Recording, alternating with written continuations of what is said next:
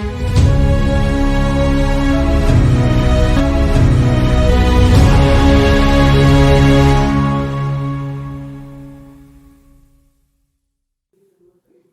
दोस्तों, स्वागत है आपका सुरेंद्र कंप्यूटर एकेडमी के यूट्यूब चैनल पर। तो गाइज एमएस वर्ड में आज हम एक नेक्स्ट टॉपिक को कवर करेंगे जिसमें आपको बताया जाएगा फॉर्मेटिंग के बारे में। यानी कि अगर आप किसी भी प्रकार का डॉक्यूमेंट बना रहे हैं या फिर आप असाइनमेंट बना रहे हैं तो उसमें आप कैसे फॉर्मेट कर सकते हो अपने टेक्स्ट को। ठीक है, क्योंकि अलग अलग रिक्वायरमेंट्स होती हैं। जैसे कि अगर आप असाइनमेंट बना रहे हैं तो आपको उसमें कभी कभी होता है कि फ़ॉन्ट का स्टाइल एक पर्टिकुलर कंडीशन दे दी जाती है कि आपको ये वाले स्टाइल को फॉलो करके असाइनमेंट बनानी है। तो उस हिसाब से आप कैसे अपने टेक्स्ट को, अपने डॉक्यूमेंट को फॉर्मेट कर सकते हैं, आइए इस वीडियो के द्वारा जानते हैं।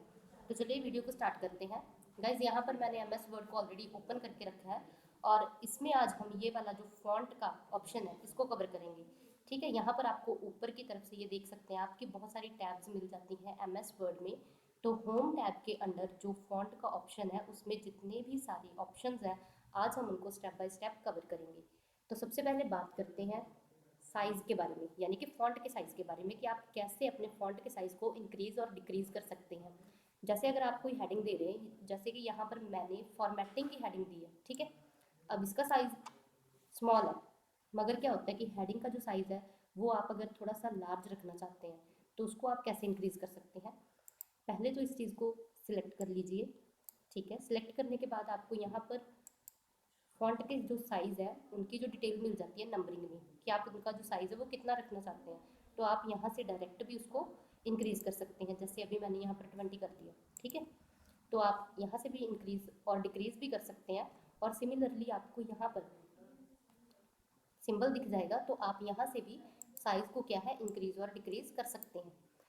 अब एक बात का ध्यान रखिए कि आपने जिस भी प्रकार की फॉर्मेटिंग करनी है सबसे पहले आपको टेक्स्ट को सिलेक्ट करना होता है। ठीक है, सिलेक्टिंग मेथड आपको ऑलरेडी मैंने पिछली वीडियो में बता दिए हैं। अगर आपने वीडियो नहीं देखी तो उसका जो लिंक है आपको ये वाली वीडियो के डिस्क्रिप्शन में मिल जाएगा, तो आप वहाँ से देख सकते हैं। तो सबसे पहले जिस भी टेक्स्ट को आप इंक्रीज़ और डिक्रीज़ करना चाहते हैं उसको क्या है सिलेक्ट कर लीजिए। सिलेक्ट करने के बाद आप यहाँ से जितना भी चाहें उसको इंक्रीज़ कर सकते हैं और जो उसका नंबर है आपको ये वाली नंबर लिस्ट में दिखाई देगा। सिमिलरली आप इसको अगर डिक्रीज़ करना चाहते हैं तो उसके साथ वाले सिंबल पर आइए जिसका नाम है डिक्रीज़ फॉन्ट साइज़। ओके, तो इसके ऊपर क्लिक करके जाइए। तो आप जितना भी स्मॉल रखना चाहते हैं अपने हेडिंग का साइज़ आप उस हिसाब से उसको सेट कर लीजिए। तो आपको यहाँ पर साथ ही नंबर लिस्ट में वो नंबर दिखाई देगा कि आपका जो हेडिंग का साइज़ है फॉन्ट का वो कितना है। अब यहाँ पर हमको क्या है कि 18 दिखाई दे रहा है, यानी कि ये जो हमने यहाँ पर सेटिंग करी है ये अब 18 की है। ठीक है गाइज, ये हुआ कि आप कैसे फॉन्ट और साइज़ को इंक्रीज़ और डिक्रीज़ कर सकते हैं। अब बात करते हैं फॉन्ट स्टाइल के बारे में, यानी कि यहाँ पर हम अगर कोई पैराग्राफ ले रहे हैं, जैसे ये मैंने सिलेक्ट कर लिया पहले। अब हो सकता है कि आपको कंडीशन दे दी जाए कि आपने फॉन्ट स्टाइल यही वाला यूज़ करना है, जैसे टाइम न्यू रोमन होता है ना, असाइनमेंट के लिए दिया जाता है। तो अगर आपको भी स्टाइल दिया जाए कि आपने ये वाला स्टाइल यूज़ करके असाइनमेंट बनानी है तो आप कैसे चेंज करते हो। यहाँ पर सबसे पहले पैराग्राफ को सिलेक्ट कीजिए, फिर यहाँ पर आना होगा आपको और यहाँ से जो ड्रॉप डाउन एरो है उसके ऊपर क्लिक कीजिए। फिर आप जिस भी प्रकार का थीम आपको दिया जाएगा फॉन्ट के स्टाइल का उसके ऊपर उस चीज़ को आप सिलेक्ट कीजिए क्लिक करके। तो आपका जो फॉन्ट स्टाइल है वो वैसा ही हो जाएगा। आपको बहुत सारे स्टाइल मिल जाते हैं। ठीक है, आप देख सकते हैं कि जैसे जैसे मैं एरो नीचे स्क्रॉल कर रही हूँ आपका जो ये वाला पैराग्राफ हमने सेलेक्ट किया है वो भी सिमिलरली चेंज होता जा रहा है।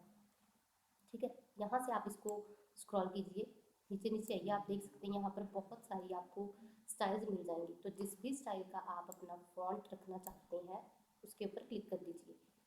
ठीक है, आप कोई भी सिलेक्ट कर सकते हैं। अगर आपको कंडीशन दी है तो कंडीशन के अकॉर्डिंग सेलेक्ट कीजिए, अगर नहीं दी तो आप अपनी विल के अकॉर्डिंग सेलेक्ट कर लीजिए। जैसे ये देखिए मैंने यहाँ पर इम्पैक्ट कर दिया। तो गाइज आप देख सकते हैं कि ये वाला जो पैराग्राफ था, जो जितना भी मैंने सेलेक्ट किया था उसका जो फॉन्ट का स्टाइल है वो अलग है और इन दोनों का जो है वो सेम है। ठीक है, तो यहाँ से आप कोई भी स्टाइल जो है वो चूज़ कर सकते हैं। ये हो गया फॉन्ट स्टाइल को हम कैसे चेंज कर सकते हैं। ठीक है, अब बात करते हैं ये वाले जो नीचे वाले पोर्शंस के बारे में। अब गाइज यहाँ पर आपको क्या है बोल्ड, इटैलिक और अंडरलाइन का ऑप्शन मिलेगा। यानी कि अगर आपने किसी भी वर्ड को बोल्ड करना है यानी कि थोड़ा सा मोटा करके दिखाना है ठीक है, तो वो आप कैसे कर सकते हैं? सबसे पहले आपको क्या है कि वर्ड को सिलेक्ट करना होता है। जैसे मान के चलिए कि यहाँ पर डॉक्यूमेंट लिखा है, मैंने इसके ऊपर डबल क्लिक करके इसको सिलेक्ट कर लिया, ठीक है। और अब मैंने इसको बोल्ड करना है, तो बी के ऊपर क्लिक कर दीजिए, तो आपका जो वर्ड है वो बाकियों के कंपैरिजन थोड़ा सा बोल्ड हो जाएगा, ठीक है। और बोल्ड करने के लिए आप कीबोर्ड का इस्तेमाल भी कर सकते हैं, और बोल्ड करने का जो शॉर्टकट है जो आपको कीबोर्ड से प्रेस करना है वो है कंट्रोल बी। अब गाइज आप यहाँ पर देख सकते हैं कि जब भी आप एरो जिस भी ऑप्शन के ऊपर आप लेकर जाते हो उसके साथ आपको क्या है कि शॉर्टकट भी मिल जाता है। तो आप यहाँ से भी वो चीज़ सीख सकते हैं कि बोल्ड करने का शॉर्टकट जो होता है वो कंट्रोल बी, ठीक है। अब बात करते हैं नेक्स्ट वाले ऑप्शन के बारे में। अगर आपने इटैलिक करना है, ठीक है, जैसे हमारे लेटर्स जो होते हैं थोड़े से इटैलिक फॉर्म में होते हैं, जैसे ये आई, ठीक है, थोड़ी सी टेढ़ी फॉर्म में है, तो अगर आपने इटैलिक करना है तो आपको क्या करना है, पहले जिस भी वर्ड को या जिस भी लाइन को या जिस भी हेडिंग को आपने इटैलिक करना है, तो इटैलिक करने के लिए आई के ऊपर क्या करिए, क्लिक करिए, ठीक है। सिलेक्ट करने के बाद क्लिक कर दीजिए, तो आपका जो जितना भी आपने सेलेक्ट किया होगा वो सारा का सारा क्या है, इटैलिक हो जाएगा, ठीक है। और इटैलिक का जो शॉर्टकट है जो कि आपको अपने कीबोर्ड से अगर आप करना चाहते हैं, माउस का इस्तेमाल नहीं करना चाहते, तो आपको कंट्रोल आई प्रेस करना है, ठीक है। ध्यान रखिएगा, बोल्ड के लिए कंट्रोल बी और इटैलिक है तो कंट्रोल आई, ओके। अब बढ़ते हैं नेक्स्ट की तरफ। अब आपको यहाँ पर क्या है कि यू यानी कि अंडरलाइन, कभी कभी क्या है कि हम कोई पैराग्राफ बना रहे हैं, ठीक है, या फिर कोई ऐसे टाइप करते हैं या कुछ भी करते हैं, तो हमने क्या करना होता है कि अंडरलाइन करना पड़ता है कभी कभी किसी पोर्शन को या किसी हेडिंग को। तो अंडरलाइन करने के लिए आपको क्या करना है, सबसे पहले जिस भी चीज़ को आपको अंडरलाइन करना है, मान के चलिए आपको कोई लाइन को अंडरलाइन करना है, ठीक है, या फिर यहाँ पर हमने एक स्टार्टिंग में हेडिंग दी थी फॉर्मेटिंग की, तो अगर आपको इसको अंडरलाइन करना है तो सबसे पहले इसको सिलेक्ट कीजिए। सिलेक्ट करने के बाद क्या करना है, कंट्रोल आपको यू के ऊपर क्या करना है, क्लिक करना है, ठीक है। तो आप देख सकते हैं कि ये जो हमारा वर्ड है वो अंडरलाइन हो चुका है।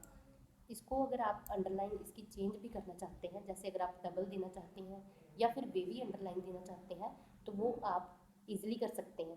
पहले इसको सिलेक्ट कीजिए, फिर आपको क्या है यू के साथ ही एक ड्रॉप डाउन एरो मिलेगा, तो उसके ऊपर हल्का सा क्लिक कीजिए। जैसे ही क्लिक करेंगे तो आपको क्या है यहाँ पर अंडरलाइन के बहुत सारे अलग अलग जो है वो मिल जाएंगे स्टाइल्स। तो आप जिस भी टाइप के अंडरलाइन करना चाहते हैं उनमें से कोई भी आप सिलेक्ट कर लीजिए, ठीक है। अंडरलाइन का एक और फंडा है कि आप क्या है कि अंडरलाइन तो कर ही सकते हैं अलग अलग, साथ में क्या है उसको कलरफुल भी बना सकते हैं। जैसे यहाँ पर आपको क्या है अंडरलाइन कलर, यहाँ पर आपको ऑप्शन मिल जाएगा, तो अगर आपको ब्लैक चाहिए तो ब्लैक कलर सेलेक्ट कीजिए, अदरवाइज कोई भी अगर आप कलर करना चाहते हैं, जैसे यहाँ पर मैंने रेड के ऊपर रखा है, तो आप देख सकते हैं कि यहाँ पर रेड हो चुकी थी लाइन, ठीक है, अब यहाँ पर ब्लू कर रही हूँ तो ब्लू हो रही है, तो आप अंडरलाइन का कलर भी चेंज कर सकते हैं। ये बहुत बेस्ट फीचर है एमएस वर्ड में कि अगर आप किसी भी प्रकार का रिज्यूम या कुछ भी बनाना चाहते हैं ना, तो एमएस वर्ड में आपको बहुत सारे ऐसे फीचर मिलेंगे कि आपका जो रिज्यूम या फिर डॉक्यूमेंट होगा ना, या फिर आपकी प्रेजेंटेशन भी होगी ना, तो बहुत ही इफेक्टिव बनेगी, ठीक है। असाइनमेंट अगर आप बना रहे हैं तो आपकी जो असाइनमेंट है वो बहुत ही इफेक्टिव बनेगी। एमएस वर्ड में बहुत सारे फीचर ऐसे मिल जाते हैं, ये बहुत ही कमाल की चीज़ है। चलिए अब बात करते हैं स्ट्राइक थ्रो के बारे में। अब ये स्ट्राइक थ्रो होता क्या है? स्ट्राइक थ्रो का मतलब होता है कि जैसे हम अगर कॉपी पेन यूज़ करके कोई काम कर रहे हैं, है ना, हमने कोई पैराग्राफ लिखा है या फिर हम कोई भी काम करते हैं किसी भी लैंग्वेज में, कभी कभी क्या होता है कि हमारी जो अ, हमसे क्या होता है कि गलती हो जाती है, तो हम क्या करते हैं कटिंग कर देते हैं ना, हल्की सी लाइन लगा देते हैं ऊपर कि ये भाई ये वर्ड तो हमसे गलत हो गया, हम उसको इरेज नहीं करते। मान के चलिए आपके पास इरेजर ही नहीं है, आप क्या करोगे उसके ऊपर लाइन लगा दोगे कि भाई ये कट है, ये गलत था वर्ड, है ना, हम कटिंग कर देते हैं। तो स्ट्राइक थ्रू भी वही चीज़ है। अब मान के चलिए कि आपने पूरा का पूरा अपनी असाइनमेंट बना चुके हो आप, या फिर आप डॉक्यूमेंट बना चुके हो, और आपसे गलती से कोई वर्ड टाइप हो चुका है और आप उसको कट भी नहीं करना चाहते या इरेज भी नहीं करना चाहते, आप क्या है उसके ऊपर हल्की सी वेवी लाइन या फिर आप हल्की सी स्ट्रेट लाइन दिखा सकते हो कि ये वाला वर्ड जो है वो कट है, गलत है। तो आप कैसे कर सकते हो, सबसे पहले उस वर्ड को सिलेक्ट कर लीजिए, जैसे मैं यहाँ पर आपको करके दिखा रही हूँ। वर्ड मैंने सिलेक्ट किया, करने के बाद आपको करना क्या है कि स्ट्राइक थ्रो के ऊपर क्लिक करना है, ठीक है। अब आप देख सकते हैं कि जो मैंने वर्ड सेलेक्ट किया था उसके ऊपर हल्की सी ये देखिए लाइन जो है वो आ चुकी है, यानी कि ये दिखा क्या रहा है कि ये वाला जो वर्ड है वो मैंने कट किया है, ठीक है। तो आप भी इसको ऐसे यूज़ कर सकते हैं स्ट्राइक थ्रो को। अब बात करते हैं नेक्स्ट ऑप्शन के बारे में। अब गाइस नेक्स्ट ऑप्शन जो है वो है सबस्क्रिप्ट और सुपरस्क्रिप्ट का। ठीक है, यहाँ पर हमको क्या करना है कि जब भी हम कभी कोई वर्क करते हैं, जैसे अगर हम कोई फॉर्मूला लिख रहे हैं या फिर हम कुछ भी कर रहे हैं, जैसे हमने केमिस्ट्री की अगर बात करते हैं, हम स्टडी करते हैं, ठीक है, साइंस स्टूडेंट मोस्टली जो है उन्होंने क्या करना होता है, फॉर्मूला लिखना होता है। जैसे हम वाटर का लिखते हैं H2O, ठीक है, ये वाटर का फॉर्मूला है। अब यहाँ पर मैं क्या कर रही हूँ कि मैं वाटर का फॉर्मूला होता कैसा है, H और H के पैर में 2 होता है ना, तो अगर आपने जल्दी जल्दी से ऐसे टाइप कर दिया और 2 को आप पैर में लाना चाहते हो तो उसके लिए हम क्या यूज़ करते हैं, ये वाले फंक्शंस। ठीक है, सबस्क्रिप्ट वाला। यहाँ पर आपको डेफिनेशन भी मिल जाएगी, type very small letter just below the line of text, यानी कि ये नीचे वाली साइड पर शो करेगा जिस भी चीज़ को आप सिलेक्ट करके क्लिक करोगे। अब ये हमारा जो 2 है वाटर के फॉर्मूले में, ये 2 थोड़ा सा नीचे होता है ना, एच के पैर में हम बोल सकते हैं, तो इसको सिलेक्ट कीजिए। सिलेक्ट करने के बाद सबस्क्रिप्ट के ऊपर क्लिक कीजिए, तो आप देख सकते हैं कि ये जो 2 है वो अल्टीमेटली एच के पैर में चला गया। ठीक है, यानी कि हमारा जो वाटर का फॉर्मूला है वो बन चुका है। तो आप भी इसको यूज़ कर सकते हो ऐसे। ठीक है, तो अब बढ़ते हैं सुपरस्क्रिप्ट की ओर। अब गाइस सुपरस्क्रिप्ट क्या होता है, जैसे यहाँ पर इसने बिलो द लाइन या बिलो द वर्ड शो किया ना, टेक्स्ट या नंबर जो भी हमने सिलेक्ट किया, सुपर में क्या होगा, उल्टा होगा, यानी कि ये अबव शो करेगा। जैसे हम अगर मैथ की बात करते हैं तो मैथ में हम पार्ट्स लिखते हैं ना, जैसे 2 की पावर 3, 2 की पावर 4, तो पार क्या होती है, ऊपर वाली साइड में, तो उसके लिए हम सुपरस्क्रिप्ट को इस्तेमाल कर सकते हैं। यहाँ पर क्या है, या फिर हम क्या करते हैं कि जब भी हम रिजल्ट डिक्लेयर करते हैं, फर्स्ट सेकंड थर्ड, है ना, तो अगर हमने थर्ड लिखना है, जैसे मैंने यहाँ पर क्या लिखा, ऐसे लिख दिया थर्ड। ठीक है, आपको यहाँ पर करके दिखाते हैं। जैसे यहाँ पर मैंने अभी लिख दिया थर्ड। अब ये आर डी क्या है कि ऊपर की तरफ होना चाहिए, तो इसको करने के लिए आर डी को सिलेक्ट कीजिए, फिर सुपरस्क्रिप्ट के ऊपर क्लिक कर दीजिए, तो ये आप देख सकते हैं कि ये हल्का सा क्या है, ऊपर जा चुका है। ठीक है, तो ये काम होता है सुपरस्क्रिप्ट और सबस्क्रिप्ट का। तो अगर आपको भी कोई, जैसे आप पैराग्राफ बना रहे हैं तो आपने बनाना होता है ना कि फर्स्ट पैराग्राफ, सेकंड, थर्ड, आगे नंबरिंग देनी होती है, फोर्थ, फिफ्थ, तो उस टाइम पर आप सुपरस्क्रिप्ट को इस्तेमाल कर सकते हैं। और बाकी रही बात सबस्क्रिप्ट की, उसको आप फॉर्मूलाज में यूज़ कर सकते हैं। अगर आप केमिस्ट्री का कोई वर्क कर रहे हैं या कुछ भी है ना, तो उसके लिए आप इस चीज़ को इस्तेमाल कर सकते हैं। चलिए अब बढ़ते हैं नेक्स्ट ऑप्शन के बारे में। अब गाइस नेक्स्ट ऑप्शन जो है हमारा वो है टेक्स्ट इफेक्ट, यानी कि अगर आपको अपने टेक्स्ट को इफेक्ट देना है, अगर आप कलरफुल टेक्स्ट लिखना चाहते हैं तो उसको आप यहाँ से कर सकते हैं। इसे करने के लिए सबसे पहले आपको करना क्या है, सिलेक्ट कीजिए। गाइज मैं बार बार बोल रही हूँ कि जब भी आपने फॉर्मेटिंग करनी है किसी भी प्रकार की, तो सबसे पहले जिस भी वर्ड को आप फॉर्मेट करना चाहते हैं उसको सिलेक्ट कीजिए। ठीक है, सिलेक्टिंग के ऑलरेडी मेथड्स अलग अलग हैं जो कि आपको बता दिए गए हैं। ठीक है, तो आपको क्या करना है, जैसे यहाँ पर हम फॉर्मेट अप्लाई करने जा रहे हैं टेक्स्ट के ऊपर, पूरे के पूरे एक पैराग्राफ को सिलेक्ट किया। अब क्या करना है, इस एरो के ऊपर क्लिक कीजिए हल्का सा। क्लिक करने के बाद आपको क्या है कि यहाँ पर अलग अलग कलर की जो है ए लेटर मिल रहा है, यानी कि ये कलर शो करवाएगा आपको कि आप कैसे, मतलब जब भी आप जिस भी ए के ऊपर क्लिक करते हो तो आपका जो सिलेक्टेड पैराग्राफ है वो किस फॉर्म में चेंज होगा। जैसे यहाँ पर मैंने अभी यहाँ पर किया ब्लू, तो आप देख सकते हैं कि जो नीचे वाला पैराग्राफ हमने सिलेक्ट किया था उसका कलर चेंज हो चुका है। अब आप यहाँ पर देख सकते हैं, ठीक है, ये वाला हो गया, ये वाला हो गया। ठीक है, तो आप यहाँ से अलग अलग फॉर्मेट अप्लाई कर सकते हैं अपने टेक्स्ट के ऊपर। ठीक है, तो ये जो होता है ये इस चीज़ के लिए होता है। और इसी के साथ आपको ये नीचे वाली साइड क्या है, अलग अलग ऑप्शन और भी मिल रहे हैं कि जैसे आपने पहले क्या किया कि इसको सिलेक्ट किया, ठीक है, ये तो आपका हो गया टेक्स्ट के ऊपर इफेक्ट हो गया। अब उसी के साथ आप उसको आउटलाइन भी दे सकते हैं, यानी कि जो भी आपने टेक्स्ट सिलेक्ट किया है, शेडो भी प्रोवाइड कर सकते हैं। ठीक है, यहाँ पर आपको बहुत सारे अलग अलग ऑप्शन मिल जाएंगे, तो आप यहाँ से वो भी चीज़ कर सकते हैं, रिफ्लेक्शन शो करवा सकते हैं। ठीक है, ग्लो हो गया, नंबर स्टाइल, यानी कि आपको यहाँ पर बहुत सारे जो है सब ऑप्शंस मिल जाएंगे और भी ज़्यादा अपने टेक्स्ट को इफेक्टिव बनाने के लिए। तो आप जब भी ट्राई करेंगे तो आप इनको जरूर करके देखना। ठीक है, आपको क्या है, अलग अलग स्टाइल जो है, अलग अलग इफेक्ट जो है वो मिल जाएंगे। तो आप अपने विल को यूज़ करके अपने विल के अकॉर्डिंग आप कुछ भी जिस भी प्रकार का आप डॉक्यूमेंट बनाना चाहते हैं, असाइनमेंट बनाना चाहते हैं, आप बहुत ही इफेक्टिव असाइनमेंट बना सकते हैं। चलिए गाइस, अब बढ़ते हैं नेक्स्ट ऑप्शन के बारे में। तो हमारा नेक्स्ट ऑप्शन है चेंज केस। चेंज केस क्या होता है गाइस, कि आप अगर किसी भी वर्ड को आप टाइप कर रहे हैं तो आपने क्या करना है कि कभी कभी हमें होता है कि हमारा जो फर्स्ट लेटर है, वो जो फर्स्ट लेटर है वर्ड का, वो कैपिटल होना चाहिए। कभी कभी होता है कि जैसे हमने 2 वर्ड टाइप किए हैं, ठीक है, और दोनों वर्ड के फर्स्ट लेटर ही कैपिटल होने चाहिए, बाकी नहीं। कभी कभी होता है कि सारे के सारे लेटर कैपिटल होने चाहिए। तो इस चीज़ के लिए हम चेंज केस को इस्तेमाल करते हैं, और जो चेंज केस होता है हमारा, वो 5 टाइप्स का होता है। यहाँ पर क्लिक करेंगे तो आपको जो 5 टाइप के चेंज केस है वो दिखाई देंगे। यहाँ पर सबसे पहला है सेंटेंस केस, ठीक है। उसके बाद आता है lower case, upper case, capitalize each word and toggle case. Okay, अब हम इनको स्टेप बाय स्टेप कवर करते हैं। यहाँ पर इसी को मान के चलते हैं कि ये मैंने वर्ड सेलेक्ट कर लिया एक, ठीक है। थोड़ा सा इसको जूम कर लेते हैं। यहाँ पर मैंने इसको सिलेक्ट किया है। सिलेक्ट करने के बाद हम फिर से चेंज केस वाले एरो के ऊपर क्लिक करेंगे। अब जैसे ही मैंने सेंटेंस केस के ऊपर क्लिक किया, अब आप कहेंगे कि ये तो कुछ चेंज ही नहीं हुआ। चेंज इसलिए नहीं हुआ क्योंकि सेंटेंस केस का मतलब क्या है कि जो हमने वर्ड सेलेक्ट किया है उसका जो फर्स्ट लेटर है वो कैपिटल होता है, तो ये तो ऑलरेडी था, ठीक है। इसलिए इसको कुछ भी इसमें चेंजेस नहीं हुआ, यानी कि हमारे जो वर्ड का फर्स्ट लेटर है वो ऑलरेडी कैपिटल है। अब बढ़ते हैं नेक्स्ट वाले ऑप्शन की तरफ। यहाँ पर नेक्स्ट वाला क्या है, लोअर केस।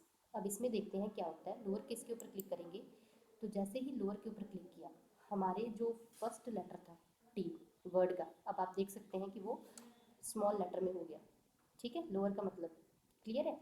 अब बात करते हैं नेक्स्ट वाले के बारे में। यहाँ पर क्या आ गया, अपर केस। इसके ऊपर क्लिक कीजिए तो आप देख सकते हैं कि जितने भी लेटर थे वो सभी के सभी कैपिटल लेटर में हो चुके हैं, है ना। तो गाइज यहाँ पर इन केसेस को आप फॉलो करके अलग अलग फॉर्मेट आप अपने टेक्स्ट को दे सकते हैं। कैपिटलाइज ईच वर्ड, ठीक है। यहाँ पर क्या है कि जो हमारा टी था वो कैपिटल है। यहाँ पर आपको ये बात बता दूँ मैं कि कैपिटलाइज ईच वर्ड यानी कि हमको 2 या 3 वर्ड सिलेक्ट करने हैं, ठीक है। यहाँ पर मैं आपको दिखा दूँ कि यह मान के चलिए कि मैंने 2 वर्ड सिलेक्ट कर लिए। अब यहाँ पर करते हैं कैपिटलाइज ईच वर्ड। अब आप देख सकते हैं कि ये जो 2 वर्ड मैंने सिलेक्ट किए थे, पहले वाले वर्ड की जो पहला लेटर था टी वो कैपिटल हो चुका है। उसके साथ में जो सेकंड वाला वर्ड था उसका जो ए था वो भी कैपिटल हो चुका है, यानी कि कैपिटलाइज ईच वर्ड। जितने भी आपने सिलेक्ट किए हैं वर्ड, उनमें से सब वर्ड्स में पहले पहले वाले जो लेटर हैं वो कैपिटल फॉर्म में हो जाएंगे, ठीक है। कैपिटल के नीचे क्या है, टॉगल केस। अब इनको यूज़ करते हैं। अब आप देख सकते हैं कि पहले जो लेटर थे वो स्मॉल हो गए हैं और जो बाद वाले थे वो कैपिटल हो चुके हैं। तो होप कि आपको ये जो चेंज केसेस हैं वो समझ में आ चुके होंगे, ठीक है। तो अब हम बात करते हैं हमारे नेक्स्ट ऑप्शन के बारे में। तो गाइज नेक्स्ट ऑप्शन है हमारा टेक्स्ट हाइलाइटर। ये बहुत ज़बरदस्त चीज़ है, देखते हैं कैसे, ठीक है। पहले हम क्या कर रहे हैं, टेक्स्ट को सिलेक्ट कर रहे हैं। अब गाइज हाइलाइटर क्या होता है, जैसे हम अगर बुक्स में भी रीड करते हैं, ठीक है, हमें क्या होता है कि ये लाइन बहुत इंपॉर्टेंट है, इसको मार्क कर लेते हैं। तो लाइन को मार्क करने के लिए हम हाइलाइटर यूज़ करते हैं ना, अलग अलग कलर की। कभी रेड होता है, ग्रीन होता है ना, कि हाँ भाई ये जो लाइटर है ये बहुत क्या है कि ये जो लाइन है वो बहुत इंफॉर्मेटिव है, तो इसको हम मार्क कर लेते हैं। तो ये भी वही चीज़ करता है। यहाँ पर क्या है, जैसे मैंने यहाँ पर क्या है, थीम एंड स्टाइल ऑल्सो, ठीक है। ये मान के चलिए कि हमारा एक इम्पॉर्टेंट वर्ड है, तो इसके ऊपर मैंने क्लिक किया टेक्स्ट हाइलाइटर के ऊपर। तो यहाँ पर मैंने जिस भी कलर को आप चाहते हो उसके ऊपर क्लिक कर दीजिए, तो आपका जो टेक्स्ट है वो उसी प्रकार का हो जाएगा, यानी कि ये बैकग्राउंड में कलर शो कर देगा। अब देख सकते हैं आप कि ये बाकी वाले डॉक्यूमेंट से थोड़ा अलग दिखाई दे रहा है, यानी कि इसमें कुछ तो बात है, ये इम्पॉर्टेंट है। यूजुअली हम कॉपीज़ पढ़ते हैं बुक्स में से, तो हाइलाइटर को इस्तेमाल ही इस काम के लिए करते हैं कि ये लाइन इंपॉर्टेंट है, इसको भी मार्क कर लो, ये भी इंपॉर्टेंट है, ये भी इंपॉर्टेंट है, ताकि हमें वो जब भी बुक खोले तो वो सामने पता चल जाए भी भाई ये वाली लाइन इंपॉर्टेंट थी, है ना। आप भी करते होंगे ऐसे। तो यहाँ पर क्या है, ये जो टेक्स्ट हाइलाइटर है ये इसी काम के लिए इस्तेमाल किया जाता है। अब बढ़ते हैं नेक्स्ट ऑप्शन के बारे में। तो गाइज हमारा जो नेक्स्ट ऑप्शन है वो है फॉन्ट कलर। यानी कि अब यहाँ पर मैं लाइन सेलेक्ट कर ली, ठीक है, 3 वर्ड्स मैंने सेलेक्ट कर लिए। अब आपको क्लियर हो जाएगा कि फ़ॉन्ट कलर है क्या चीज़। यहाँ पर मैंने क्या किया, कलर सेलेक्ट किया। अब आप देख सकते हैं ये था टेक्स्ट हाइलाइटर, यानी कि पूरे के पूरे टेक्स्ट के पीछे क्या किया उसने, बैकग्राउंड अप्लाई कर दिया। और ये था फ़ॉन्ट कलर कि आपका फ़ॉन्ट कलर कैसा होना चाहिए, यानी कि अगर आप कोई डॉक्यूमेंट बना रहे हैं और आप उसमें से टेक्स्ट को कलर प्रोवाइड करना चाहते हैं, बैकग्राउंड में नहीं कलर देना, जस्ट टेक्स्ट को कलर प्रोवाइड करना है, तो आप फ़ॉन्ट कलर यूज़ कर सकते हैं यहाँ से, ठीक है। आप कोई भी कलर ले सकते हैं, उसके आगे भी आपको ऑप्शन मिल जाते हैं ग्रेडियंट वगैरह के, ठीक है। तो यहाँ पर आपको क्या है कि कोई भी कलर जिस भी लाइन को आप देना चाहते हैं, पहले क्या करना है उस चीज़ को सिलेक्ट कर लीजिए। सिलेक्ट करने के बाद अगर आप फ़ॉन्ट को कलर देना चाहते हैं तो उसी कलर के ऊपर क्लिक कर दीजिए, तो आपका जो फ़ॉन्ट कलर है वो वहाँ पर क्या है वही चीज़ शो कर देगा। अब आप देख सकते हैं ये ब्लू है और ये ग्रीन, ठीक है। आई समझ में भी, मतलब क्या होता है कि ये जो फ़ॉन्ट कलर है और टेक्स्ट हाइलाइटर में क्या डिफरेंस है। चलिए अब बात करते हैं नेक्स्ट ऑप्शन के बारे में। तो हमारा जो नेक्स्ट ऑप्शन है वो है क्लियर फॉर्मेटिंग। गाइज अब ये नेम से ही क्लियर हो रहा है, क्लियर ऑल फॉर्मेटिंग, यानी कि आपने जितनी भी फॉर्मेटिंग अपने डॉक्यूमेंट पर करी है, ठीक है, या अपनी असाइनमेंट पर करी है, अगर आप नहीं चाहते कि वो होनी चाहिए थी, ठीक है, या फिर अगर आप उसे बदलना चाहते हैं कि यार ये वाली तो अच्छी नहीं लग रही, इसको रिमूव करके कोई और करते हैं, है ना, तो इससे क्या होगा कि आपने जितनी भी फॉर्मेटिंग करी है पहले उस चीज़ को सिलेक्ट करेंगे। सिलेक्ट करने के बाद क्लियर फॉर्मेटिंग के ऑप्शन पर क्लिक कर दीजिए, तो आपका जितना भी फॉर्मेट आपने अप्लाई किया होगा वो सारा का सारा वापस हो जाएगा, ठीक है। अब आप देख सकते थे यहाँ पर हमने क्या था कि फॉन्ट स्टाइल लिया था पहले, है ना, अप्लाई किया था, फिर मैंने क्या किया इसको सिलेक्ट करके क्लियर फॉर्मेटिंग कर दिया, यानी कि वो जो स्टाइल था वो हट चुका है। अब इसमें अगर आप कोई और स्टाइल देना चाहते हैं तो वो कर सकते हैं। अब यहाँ पर मैंने क्या कलर प्रोवाइड कर दिया, मैंने इसको सिलेक्ट किया, सिलेक्ट करने के बाद फिर क्या किया क्लियर फॉर्मेटिंग। अब आप देख सकते हैं ये फिर से जितना मैंने सिलेक्ट किया था वो फिर से ब्लैक कलर में हो चुका है। तो गाइज ये होता है क्लियर फॉर्मेटिंग का मतलब। अब आप देख सकते हैं कि फ़ॉन्ट के ऑप्शन में जितने भी सब ऑप्शंस थे वो हमारे सारे के सारे कवर हो चुके हैं। गाइस यहाँ पर मैं आपको एक बात बता दूँ कि फॉर्मेटिंग आप यहाँ से भी कर सकते हैं, और आप क्या कर सकते हैं कि यहाँ पर आपको छोटा सा एरो दिखाई दे रहा है, तो इसके ऊपर क्लिक कर दीजिए। क्लिक करने के बाद आपके सामने क्या है, ये वाला डायलॉग बॉक्स कुछ ऐसा अपीयर होगा आपकी स्क्रीन के ऊपर। तो जितने भी फॉर्मेटिंग हमने यहाँ से करी थी उसको आप यहाँ से सेटिंग भी उसकी कर सकते हैं। जैसे आपको ये फॉन्ट की स्टाइल मिल जाएंगी, साइज़ मिल जाएंगी, ठीक है, स्ट्राइक थ्रू है, double strike through, double strike through यानी कि डबल लाइन लग जाएगी, सुपर स्क्रिप्ट है, सब स्क्रिप्ट है, ठीक है, ये सारा कुछ आपको यहाँ से भी आप सेटिंग उसकी कर सकते हैं, ठीक है। और इसको आप शॉर्टकट इस्तेमाल करके भी ओपन कर सकते हैं। शॉर्टकट है Ctrl+D फॉन्ट को ओपन करने के लिए, ठीक है। अभी मैंने जैसे ही Ctrl+D को प्रेस किया तो हमारा जो ये वाला डायलॉग बॉक्स है वो अपीयर हो चुका है। इसी के साथ इसके दो और शॉर्टकट है, मैं आपको बता दूं, वो है Ctrl+Shift+P और Ctrl+Shift+F। अगर आप इन दोनों को भी इस्तेमाल करोगे तो आपके सामने सेम चीज़ ही अपीयर हो जाएगी, ठीक है। यहाँ पर जैसे मैंने इसको प्रेस किया तो आप देख सकते हैं कि आपके स्क्रीन के ऊपर फिर से डायलॉग बॉक्स जो है वो अपीयर हो करके आ चुका है। तो आप यहाँ से इसको क्या है सेटिंग्स भी कर सकते हैं। तो गाइस आज की वीडियो में इतना ही। होप सो आपको समझ में आया होगा कि ये फॉर्मेटिंग आप कैसे अप्लाई कर सकते हैं। अगर आपको हमारी आज की वीडियो पसंद आए तो प्लीज़ इसे लाइक और शेयर ज़रूर कीजिएगा, और हमारे चैनल को ज़रूर सब्सक्राइब कर दीजिएगा, ताकि आपको जो MS वर्ड में हम सीरीज़ जो कवर कर रहे हैं उनकी जो आने वाली नेक्स्ट इन्फॉर्मेशन के बारे में आपको नोटिफिकेशंस मिलती रहें। और इसी के साथ अब मुझे दीजिए इजाज़त, तब तक के लिए अपना ख्याल रखिए, धन्यवाद।